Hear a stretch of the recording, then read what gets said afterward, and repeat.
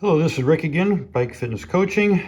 As promised, here's the DTSwiss RCC 1250.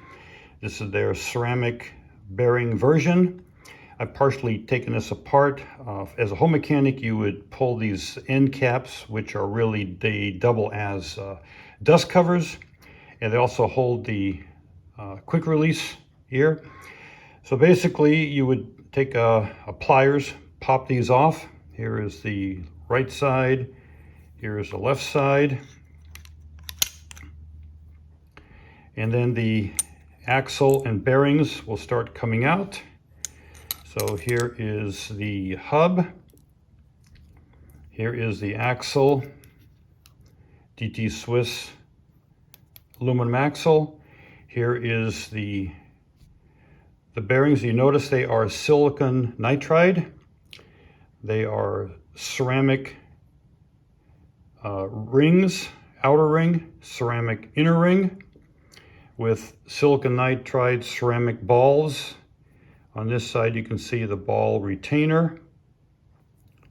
There's the balls again. The balls always face out, so you can add a little bit of oil or grease to them. Basically how this works, assuming that it's already put together, the ball's on the right side, good. Just finesse these on lightly, there we go. So these are held here by the hub, and then the axle is stationary, and the hub will rotate on the balls. Here is the inner part of the bearing that basically holds the internal part of the hub that holds the bearing. So this is the bearings are gonna fit in here like this.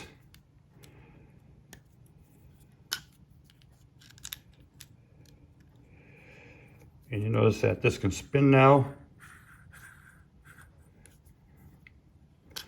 So these are much simpler to put back together and to manage. The main differences on the two technologies, if you're a racer, you can tell the difference. Basically, this type of a bearing, a deep groove, which has a groove on the inside and outside that the balls rotate in. There's a groove for the balls. If you put a lateral load on it, like turning a wheel into a corner on a crit race, you'll put a bending moment on the bearings, and it will tend to slow the wheels down.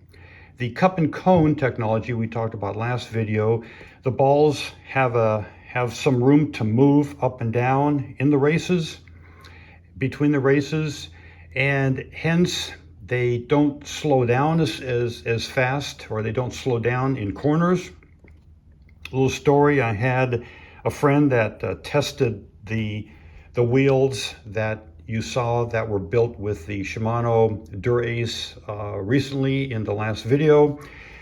I asked him, he did a crit race. I said, well, how did it go? And he said, well, I almost crashed in the first corner. And I go, well, what happened? And he goes, well, the wheels, my wheels, I just turned a corner and they naturally slow down. Your wheels kept going. I had to apply the brake, and I'm not used to that in the corner. I almost overshot the corner. So that tells you that these have a little more resistance in corners, but are much simpler. So basically you would have some kind of a home-based tool, and you would push the bearings on, put the end caps in with the dust covers, and you're essentially done building the wheel, or rebuilding the hubs. So basically these are good for the regular rider. If you want to fine-tune your wheel and get the ultimate rolling resistance, the rolling non-resistance out of a wheel, use the cup and cone. It's a faster wheel. Either one of these two you can run with machine oil or a little bit light grease. Again, this is highly machined, highly accurate. This model here has the ceramic bearings already in it.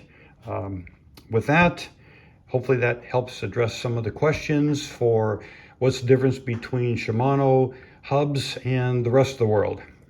So stay tuned for the next video. We'll be discussing bottom bracket bearings in more detail.